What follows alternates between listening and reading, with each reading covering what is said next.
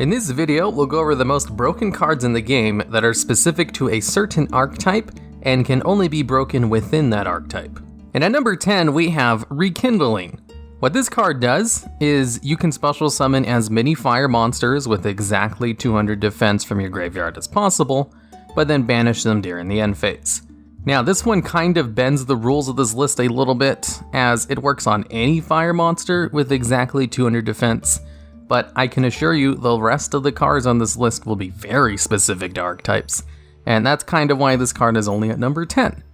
Anyways, there is another card on the ban list called Soul Charge, who can special summon as many monsters from your graveyard as you want, but at the cost of giving up your battle phase, you must pay 1,000 life points for each monster, and Soul Charge itself is a hard once per turn. Rekindling has none of these restrictions. The only restrictions on it are, of course, its very restrictive targets, of which there are only 67. That is to say, it has a lot of targets that span across multiple different fire-based archetypes, and basically if they ever make a new archetype of monsters who happen to be fire type, there's a good chance they will give some of the cards in that archetype exactly 200 defense, because it's kind of a hallmark of fire monsters. So Rekindling is not specific to one archetype, and in fact is very good in multiple different archetypes, but I think it's definitely more specific than a broken card like Soul Charge, and that's why I think it should make this list, if only at the number 10 spot. And at number 9, we have Royal Tribute. This card has the effect where if you control Necro Valley, both players must send all monsters in their hand to the graveyard.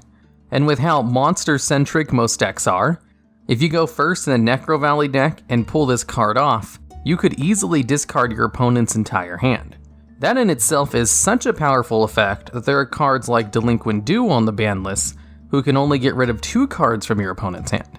The difference being, Delinquent Duo is generic and can be used in any deck, whereas Tribute can only be used in Necro Valley decks, which is why this card is not banned.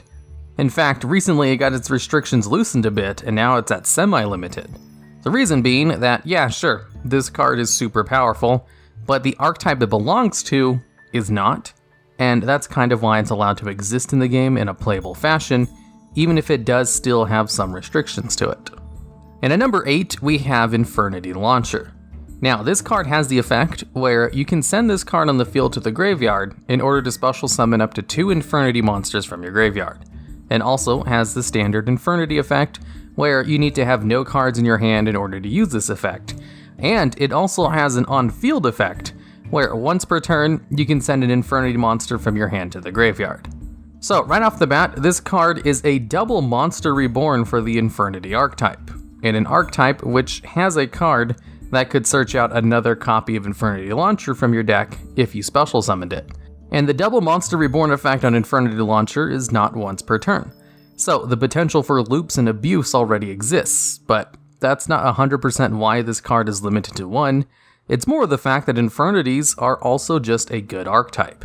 So a double monster reborn effect is already a good effect in basically any archetype, so giving it to an archetype that's already good and can take advantage of the special summons for even more advantage just makes this card a little broken. And that's why it's currently limited to 1. Honestly, a lot of cards that will appear on this list wouldn't be half as broken if they just had a hard once per turn on their effects. But not all of them. And at number 7, we have Sky Striker Mecha Modules Multirole. Now, this card has 2 effects. The first being, you can send one of the cards you control to the graveyard in order to turn all of your spell cards into basically spell speed 4 for the rest of the turn. So, whenever you activate a spell card, after you use its first effect, your opponent cannot activate cards in response to those activations, which is pretty powerful, as it allows you to get past most negates, as long as you're able to activate the card anyway. Of course, this isn't on this list for its first effect. It's really here for its second effect, where during the end phase, you can set Sky Striker spell cards with different names from your graveyard to your side of the field up to the number of Sky Striker spell cards you activated this turn, just as long as the cards you set in the field with this effect have different names. But then those cards get banished when they leave the field. Now, here's what's broken about this effect. In best case scenario, you can go +4 off of this effect, while losing no advantage, since the only requirements you need in order to set 4 cards is to have this card on the field and to have used other Sky Striker cards this turn. And Sky Strikers are all about using a whole bunch of different Sky Striker spell cards during their turn so they can easily fulfill the maximum requirements of this card, as well as get Sky Striker cards in the graveyard in order to set on the field with this card. And there's even a few Sky Striker spell cards with quick effects where you can use them during your opponent's turn, which makes the fact that this effect only resolves during the end phase not really that big of a deal. And also, Sky Strikers can easily search this card out from their deck, as they have one of the best search cards in the game. And that's why this card is currently limited to 1, although I'm not sure why it's not banned. And at number 6, we have Wind-Up Carrier Zenmaity. This is a rank 3 Exceeds monster, which has the effect where you can detach 1 Exceeds material from this card in order to special summon any one wind-up monster from your hand or deck. It also has a secondary effect where if a wind-up monster is destroyed, you can detach an Exceeds material in order to return that card to your hand. This card is absolutely on here for its first effect though, as special summoning 1 monster from your deck is one of the most powerful effects in the game, which is why it's rare, or it comes with a whole bunch of limitations and restrictions to it. And that's why this card is currently banned. But even with that, there are plenty of monsters which can special summon another monster from the deck that aren't banned. The difference between those ones and this one is that for one thing, this card is an extra deck monster with generic materials, which means it's much better to have that kind of effect on, and 2, some of the monsters it can special summon allow you to loop themselves in order to bring out 3 copies of this card in one turn, and get rid of every card in your opponent's opening hand, due to a little card called Wind-Up Hunter.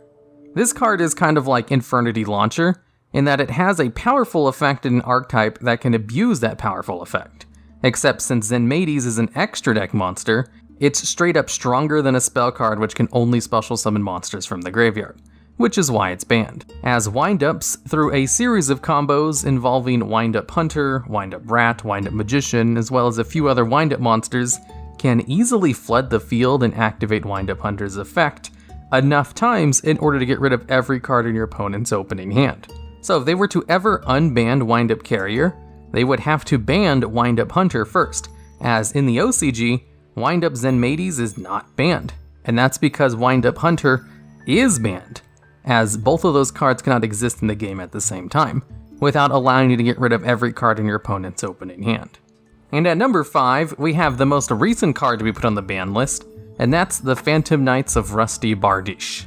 So this is a Link 3 monster who has an effect where you can send a Phantom Knight monster from your deck to the graveyard in order to set a Phantom Knight spell or trap card directly from your deck onto the field. Here's the thing about the Phantom Knights archetype, basically every single Phantom Knight monster and spell and trap card has a graveyard effect. Good graveyard effects at that. So sending a Phantom Knight monster to the graveyard is not really a cost, and is in fact a beneficial effect, but this card treats it as if it's a cost in order to gain another beneficial effect of setting a card directly from your deck, which essentially allows you to go +2, and you can absolutely use the Phantom Knight monster you just sent to the graveyard in order to go +1 off of that effect. So its very first effect is already broken, but that's not it. It does more. If a Dark Exceeds monster is special summoned to a zone this card points to, you can destroy 1 card on the field. Now, this effect does not require that monster to be Exceeds summoned. You can absolutely just special summon a Dark Exceeds monster from your graveyard to a zone this card points to, using a Phantom Knight Exceeds monster and one of their many trap cards which allow you to special summon Phantom Knight monsters from your graveyard. That is to say, its second effect is also good. Not exactly broken like its first effect, but hey, 2 for 2 on good effects. So the downside to this card is that it cannot be used itself for more Link plays. Regardless of the fact that it's also easy to summon and has great Link mark pointers, this card is just really good. And that's why it was banned a few formats after being released, for just being a tiny bit too broken. And at number 4, we have Zoodiac Drident. This card has the effect where once per turn during either player's turn, you can detach 1 Exceeds material from this card in order to destroy 1 face-up card on the field. Now, being able to destroy cards during your opponent's turn is really good, and this card is also incredibly easy to bring out and really hard to get rid of, or at the very least really hard to make it stay off of the field. So basically, Zoodiacs have this little niche where you can Exceed summon any Zoodiac Exceeds monster by just using 1 Zoodiac monster of a different name as its whole materials, which basically meant any Zoodiac monster could turn into Zoodiac Drident, which meant it had one of the easiest summoning requirements like ever. Especially since Zoodiacs also had ways to easily get extra Zoodiacs out on the field. But the only downside to this is that the card itself has no attack stats. It only gains stats based on the cards attached to it as its exceeds materials, which is not a huge deal, with cards like Zoodiac Whiptail being in the archetype, a Zoodiac card that can attach itself to Drident during the battle phase in order to both boost its attack and allow it to banish anything it battles. There's also the fact that you could rank up any Zoodiac Exceeds monster on top of another Zoodiac Exceeds monster. You could easily get Drident to about 5 Exceeds material with only using one card from your hand. Zoodiac Drident, and to a lesser extent, Zoodiac Broad Bull, made Zoodiacs one of the most consistent decks in Yu-Gi-Oh's history, which is why they banned Drident and Broad Bull, because without these two cards, specifically Drident though, Zoodiacs can't really impact the field too much, where with Drident and giving them spell speed to destruction, the deck really starts to shine and becomes kind of overpowered. And at number 3, we have Substitoad. This is another card which can be fixed if it was just given a once per turn clause on its effect, as what it does is it allows you to tribute a frog monster in order to special summon a frog monster from your deck. Now, that doesn't seem like such a huge deal.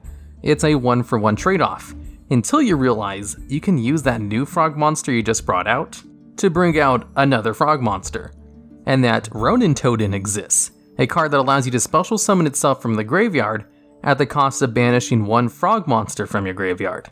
So with a deck full of frog monsters and Ronin Toad in the grave, you could basically send every single monster in your deck to the graveyard in one turn, and then bring out Ronin Toadin as many times as you wanted that turn, as the amount of frogs in your graveyard anyway, to go into all kinds of link plays, or you could use it for what it was used for back then, and use cards like Mass Driver or Cannon Soldier in order to just tribute Ronin Toadin to FTK your opponent.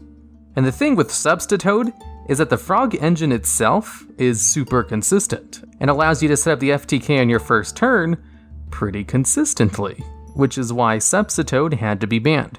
And in fact, this card got Mass Driver banned as well. And as kind of a homage to Substitoad, and how it's never coming off the ban list without an errata, they released a new card called Trade Toad, which is basically Substitoad, as it has the same stats, similar picture, and a similar effect, except with a very much nerfed effect, where it can only special summon frogs from the graveyard, and they actually gave it a once per turn restriction. And at number 2, we have Gateway of the Six. Now, this card has the effect where whenever a 6 Samurai monster is summoned, you can place 2 Bushido counters on this card. And then this card has 3 effects which allow you to use Bushido counters on your side of the field, and none of these effects are once per turn, which is why this card is broken, because 2 of its effects allow you to go +1, as one of them has the effect where if you remove 4 Bushido counters from the field, you get to add a 6 Samurai monster from your deck or graveyard to your hand. And it has another effect where if you remove 6 counters from your side of the field, you can special summon a Shien monster from your graveyard. Now, 6 Samurais have this card called Legendary Samurai Kizan, who has the effect where if you control a 6 Samurai monster with a different name, you can special summon this card from your hand. And since this card counts as a 6 Samurai monster, its special summon will trigger Gateway to give you 2 Bushido counters. And since there's other 6 Samurais that are also about special summoning themselves, Kizan basically is the key card to allow all of those cards to trigger, and is the key card to recycle with Gateway in order to generate more counters. Because Kizan has such an easy summoning requirement, with multiple Gateways on the field, you can infinitely summon copies of Kizan to generate an infinite number of Bushido counters, in order to summon an infinite amount of times during your turn. Or you could even use the first effect of Gateway, which allows you to remove 2 counters from your side of the field to increase the attack of a 6 Samurai by 500 until the end of the turn, in order to get one of your monsters to an infinite amount of attack points for the turn. Now, in the OCG, they even have a Link monster, which can search out Gateway of the 6 Samurai, and Gateway is not at all limited in the OCG, and the reason being is because the OCG has nearly all of the Cannon Soldier-like cards banned, So they can't as easily FTK your opponent with Gateway as you could in the TCG, where all of those cards are not restricted at all. And at number 1, we have Spellbook of Judgment. I even included this card at the number 1 spot on my most broken cards of all time list, so of course it would take the number 1 spot in this list as well. Basically, what Spellbook of Judgment does is, during the end phase, you get to add Spellbook spell cards from your deck to your hand, equal to the number of Spellbook cards you activated this turn, and then special summon a Spellcaster type monster from your deck, who has a level less than or equal to the number of cards you added to your hand with this effect.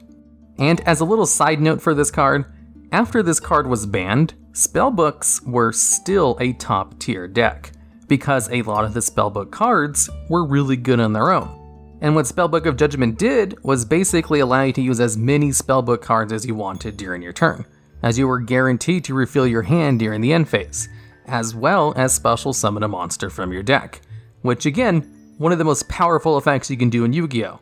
So Spellbook of Judgment both allowed you to potentially go +6 in your hand, as well as selectively special summon basically any spellcaster type monster from your deck.